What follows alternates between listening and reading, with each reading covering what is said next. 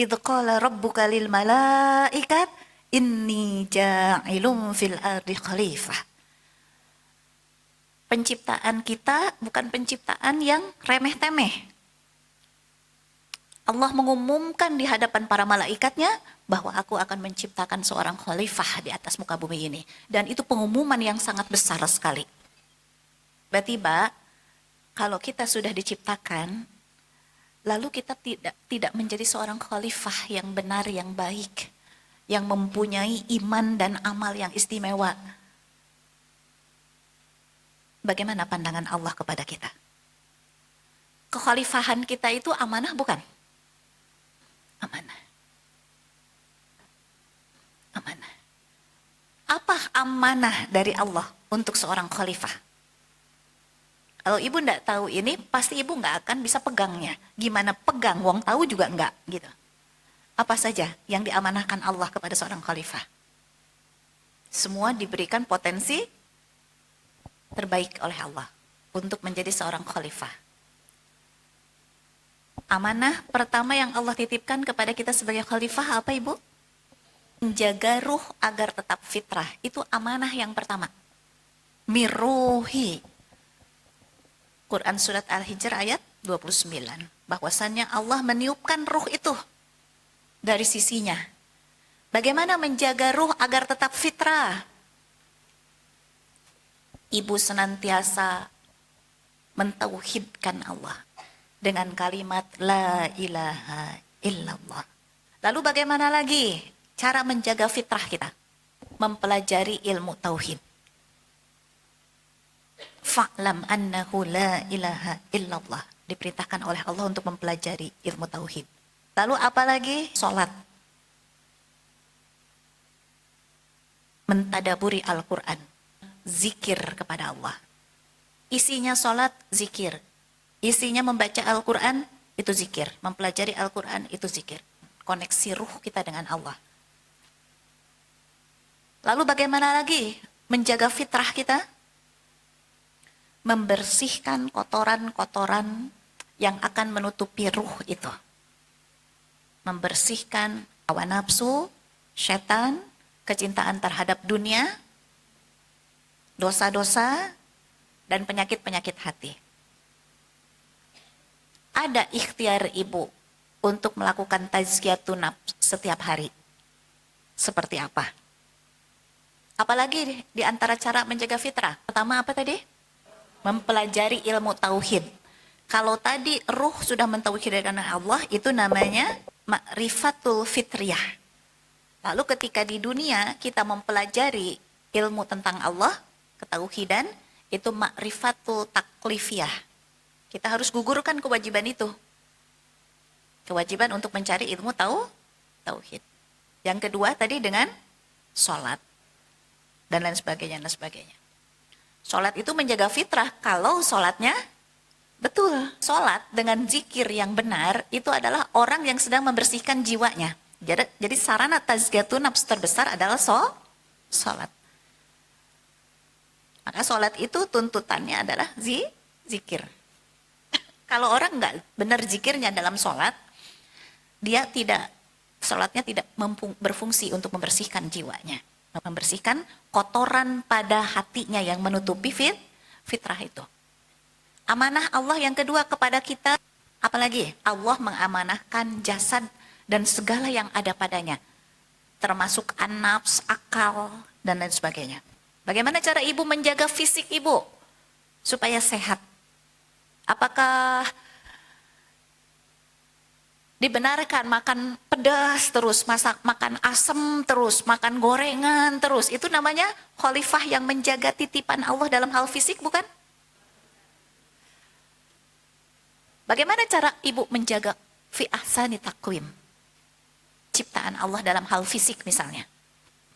Olahraga, pola makan yang baik, pola tidur yang baik, tidak menzolimi anggota tubuh ibu, dan lain sebagainya, dan lain sebagainya. Itu titipan. Nanti ditanya nggak sama Allah? Tentu ditanya. Bagaimana kita menjaga akal kita? Bagaimana kita menjaga emosi kita? Bagaimana cara kita menjaga ruh kita? Bagaimana kita menjaga fisik kita? Bagaimana cara kita menjaga organ-organ tubuh kita, termasuk saluran pencernaan, saluran pernafasan, semuanya. Bagaimana cara kita menjaga itu semua. Kemudian yang ketiga, apalagi amanah dari Allah untuk dijaga.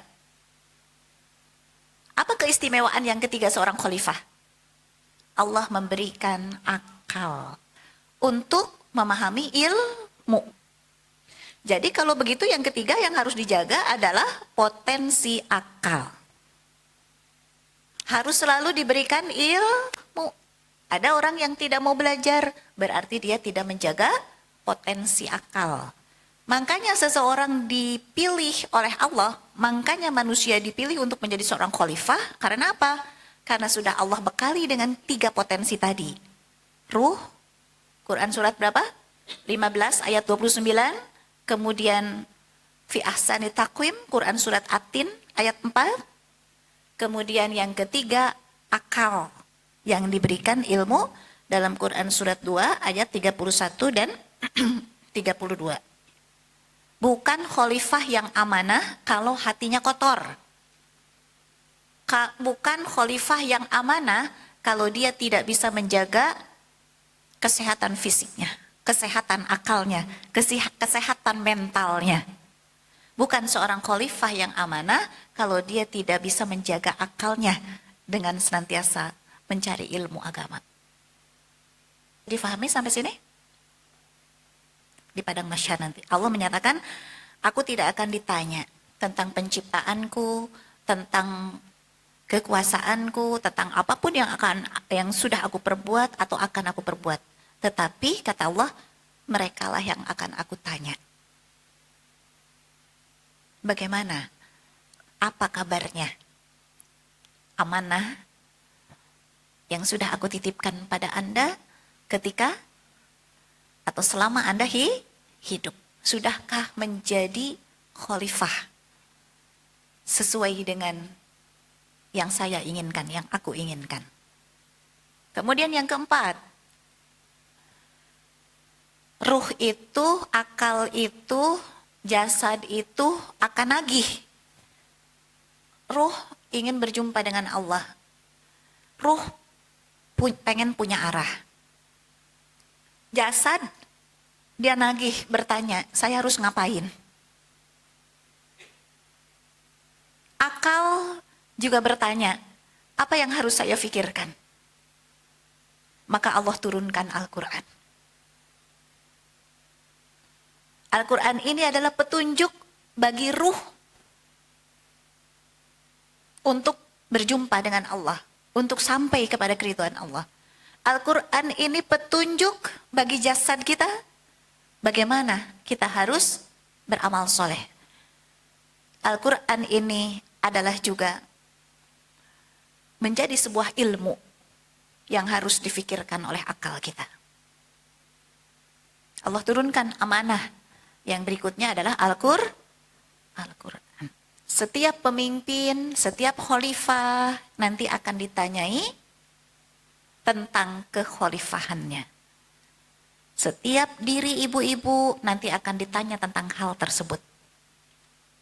Bagaimana ibu menjaga fitrah, menjaga hati untuk tetap fitrah, bagaimana ibu menjaga jasad untuk tetap beramal soleh, bagaimana cara ibu menjaga akal supaya tetap mempelajari ilmu agama, dan bagaimana cara ibu merespon Al-Quran. Itu yang akan ditanyakan nanti di akhirat.